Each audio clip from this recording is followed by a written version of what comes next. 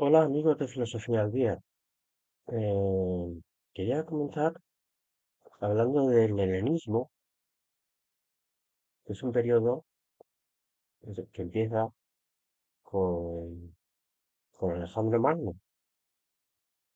Alejandro Magno, pues, es un general mm, que nace en Macedonia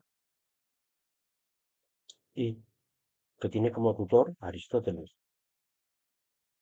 Y esto es muy importante, porque Aristóteles le había enseñado, entre otras cosas, ¿no?, que al final del mundo, el confín del mundo,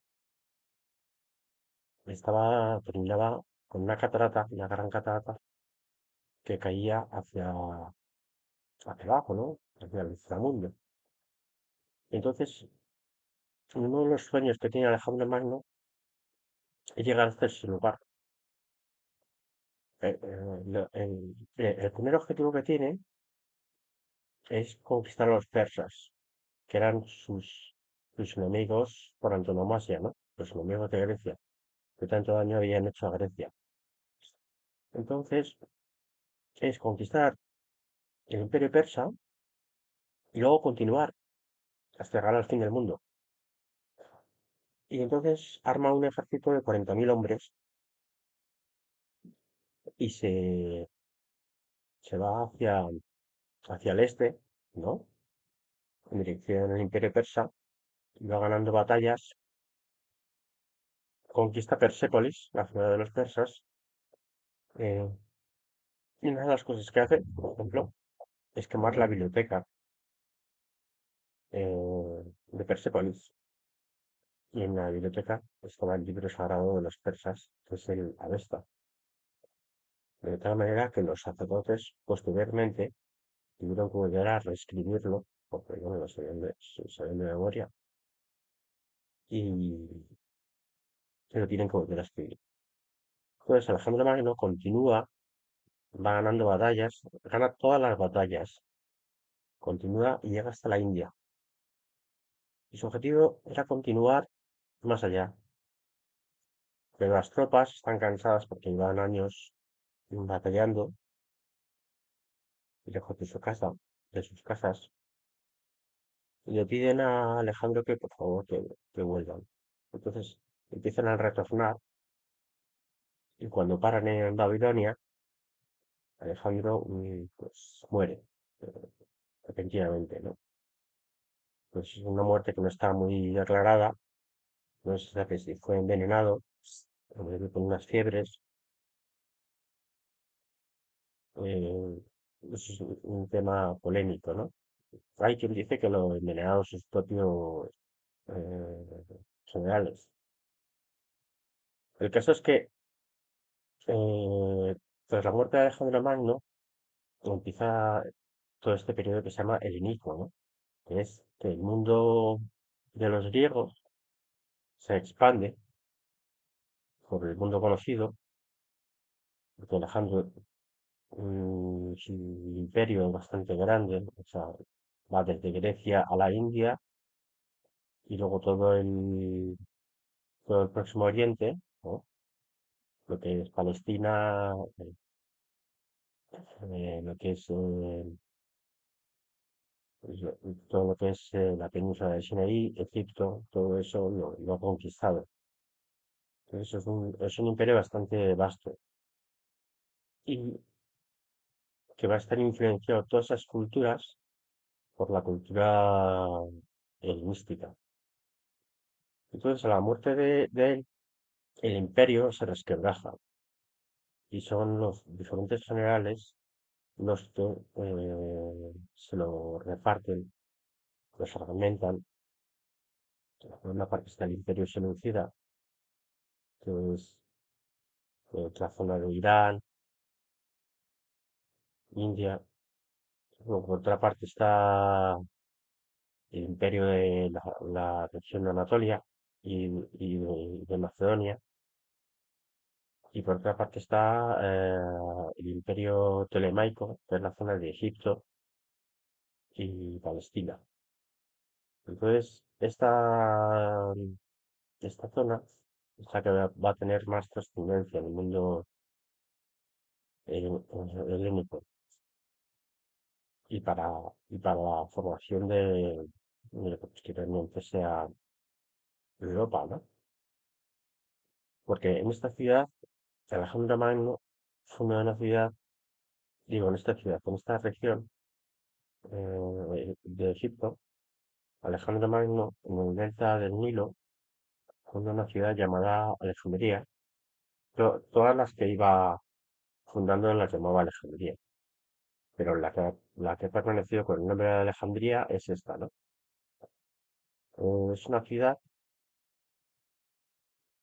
muy importante para la cultura, porque se manda a construir la ciudad con criterios muy racionales, ¿no? Con grandes avenidas, grandes plazas, con una plantilla cuadricular de las calles. Y luego, a la muerte de Alejandro Magno, uno de sus generales, que era Ptolomeo, se instala ahí. Entonces hace de Alejandría su corte. Y como Ptolomeo era un general macedonio, tenía un poco complejo de bárbaro, eh, él ansiaba, él tenía un poco de envidia de la época de la ciudad de Atenas, de la época de esplendor, del siglo V antes de Cristo, en la época de Pericles. Entonces quería hacer de Alejandría una especie de Atenas de esa época, ¿no? Y manda a construir una biblioteca muy grande donde reunir todo el saber universal, ¿no? Entonces, bueno, manda primero emisarios a Atenas, que es donde existía la academia que había fundado Platón, existía el liceo que había fundado Aristóteles, con la idea de recolectar sabios que fuesen para Alejandría, ¿no? Y entonces, en un primer momento, se presta uno que era bibliotecario, que es Demetrio de Falero, para ser bibliotecario de Alejandría. Él había trabajado en la biblioteca de Aristóteles, contenía unos 200 tomos, que ya era bastante para esa época, ¿no? Pero bueno, y luego Ptolomeo, otra de las cosas que hace, tipo, escribe lo que quiere son libros, libros, pero que no eran libros. Por esa época no era el formato de libro que tenemos hoy en día, sino que eran rollos, los rollos que se iban desenrollando y enrollando de manera que cuando llegabas al fin, todo el rollo estaba enrollado y empezando por el fin. De tal manera que lo tenías que desenrollar, ¿no? Un poco como las cintas VHS, ¿no? Pero cuando las veías, luego las primeras te decían, por favor, rebobínela. Pues esto, igual, tenían que desenrollar el rollo para volver a colocarlo en su momento de principio. Bueno, entonces Ptolomeo, que está obsesionado con conseguir libros, manda soldados con dinero para recorrer todo lo que era la zona de Anatolia, lo que era la zona de Macedonia, las islas griegas, buscando libros y comprando libros. Luego también otra de las cosas que hace, que manda a hacer, cuando llegan barcos a Alejandría, registran los barcos en busca de libros y para revisarlos. Entonces se va construyendo poco a poco una biblioteca que, bueno, más o menos no hay unas cifras muy claras, pero se dice que contiene unos 40.000 libros, unos 40.000 rollos. Em, por otra parte, no solo construye la biblioteca, sino que construye una cosa, manda a construir una cosa, varias cosas, ¿no? una que se llama museum, de ahí viene la palabra museo. Y el museum era un lugar dedicado a las musas. De ahí viene el museo, es una palabra que viene de musa. Las musas eran las hijas de la memoria. Entonces, en este lugar es como una escuela que pretende, además lo acompaña de un jardín botánico y también de una especie de pequeño zoo, donde hay animales de diferentes especies y también un observatorio astronómico. Este sitio, en este sitio es donde empieza él a solicitar la llamada de sabios que les ofrece unas condiciones muy buenas, ¿no? Para que ellos estén ahí. Es como la creación de una primera universidad. A estos sabios les ofrece una estancia ahí gratuita en el museo, estar exentos de impuestos, y lo único que se tienen que dedicar es al conocimiento. Entonces, se sientan las bases de un sitio donde empiezan a confluir ideas, porque hay muchos genios juntos, y pues, lo que se llama tormentas de ideas, ¿no? Pues, unos y otros intercambian ideas. Luego, por otra parte, decía, que por otra parte, mm, hay una isla cercana a Alejandría que se llama la isla de Faros, que donde se construye una gran torre, una torre vigía, donde arriba se pone un gran fuego con unos espejos y que sirve como para iluminar a los barcos, ¿no? De ahí viene el concepto de faro. Los faros marítimos se les llama faro por imitación de la torre que construyen en la isla de Faros. Y eso es el origen actualmente de lo que son los faros marítimos, ¿no? Y además unen la isla con la ciudad a través de un gran dique, o sea, de la manera que se realizan unas obras de ingeniería muy colosales, ¿no? Para la época, muy grandes. Luego, por ejemplo, voy a citar algunos sabios que recibió la biblioteca, el museo.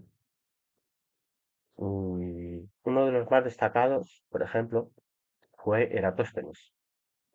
Eratóstenes lo que hace es medir la circunferencia de la Tierra.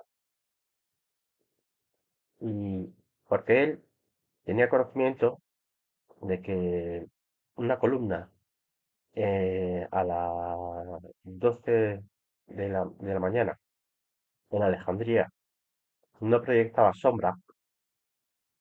no proyectaba sombra, es decir, el- el- el- como si bueno, pues, el cenit del sol en esos momentos en Alejandría, en la columna, no proyectaba sombra. Y sin embargo, en una ciudad que estaba a X kilómetros, no recuerdo cuánto, unos 30 y tantos kilómetros, que se llamaba Siena, una misma columna proyectaba una sombra, ¿no? Entonces decía, ¿cómo es posible que a la misma hora, en un sitio, la columna no proyecte sombra y en el otro se proyecte sombra?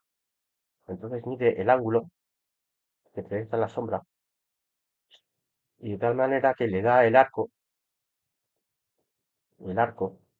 eh, ese arco de lo que sería toda la circunferencia, le da el arco, decía, que le da el arco, no sé, si es un 8 un grado de 8 grados, entonces dice, hace una regla de 3, si 8 grados son tantos kilómetros, 365 serán X, ¿no? Entonces, claro, multiplica O sea, es decir, la distancia que hay de una ciudad a otra, que supone 8 grados dentro de la circunferencia, pues es esta, ¿no? 40 kilómetros. Por lo tanto, si haciendo la regla de tres, multiplico tal y le sale una cantidad de 50.000 kilómetros, prácticamente lo que tiene la circunferencia de la Tierra. O sea que es un descubrimiento muy grande, ¿no? Lo que pasa que, bueno, no tuvo la suficiente repercusión como les pasaba a todos estos genios, ¿no? Otro gran, otro gran matemático, otro gran físico fue Aristarco de Samos, que desgraciadamente pues sus obras se perdieron, pero se saben cosas de él. Y Aristarco de Samos lo que hace es crear el sistema heliocéntrico, es decir, el sistema solar. Hasta ese entonces se pensaba en el sistema geocéntrico que había establecido Aristóteles, ¿no? Donde la Tierra era el centro y los planetas y el Sol giraban en torno a la Tierra. Y Aristarco dice, no, si yo coloco el Sol en el centro y hago girar a la Tierra y a los planetas, mm, me salen mejor las ecuaciones, ¿no? Entonces él fue el primero que instauró el sistema heliocéntrico. Lo que pasa es que luego no tuvo éxito y el que fue el sistema aristotélico, también llamado Ptolemaico, fue el que triunfó. Hasta que Copérnico lee las noticias del heliocentrismo de Aristarco y también, porque en esa época, en la época de Copérnico, en la época del Renacimiento, había una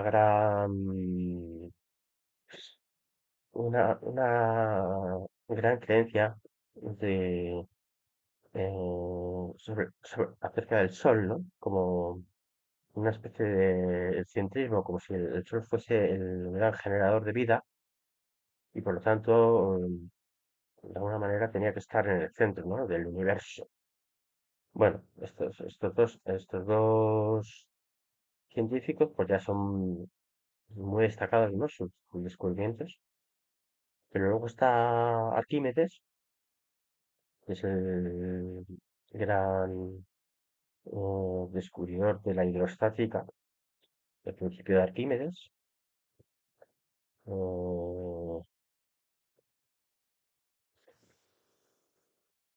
Perdón, el principio de Arquímedes, ¿no? Que es pues que lo descubrió, según dice él, estando sumergiéndose en la bañera y dio cuenta que el volumen de agua que se desplaza es equivalente al volumen que metes en el agua, ¿no? Eh, que fue donde dejó la famosa expresión de Eureka, que significa lo descubrí. Luego resulta que Arquímedes muere en Siracusa, porque Siracusa estaba siendo asediada por los romanos, pero Arquímedes era un gran inventor, había diseñado una serie de espejos convexos que se proyectaba en ellos la luz y esos espejos lo dirigían hacia las velas de los barcos romanos y las quemaban, ¿no? Entonces, durante muchos años estuvo Siracusa, que no eran capaces de tomarla. Entonces, son los inventos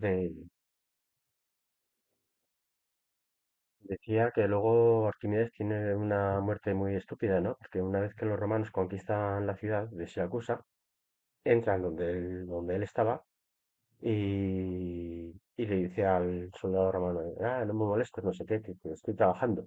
Y van y lo matan. Y ese es el fin trágico de Arquímedes. Bueno, también por citar a Apolonio de Rodas, que escribe El viaje de los argonautas, que es importante. Y luego también una cosa muy importante que empieza a hacerse en Alejandría es que empiezan a hacerse autopsias de los cadáveres, cosa que estaba un poco como vetada, ¿no? porque no pues, tenía miedo. Y entonces ahí pues empiezo a estudiar toda la anatomía de los caballos.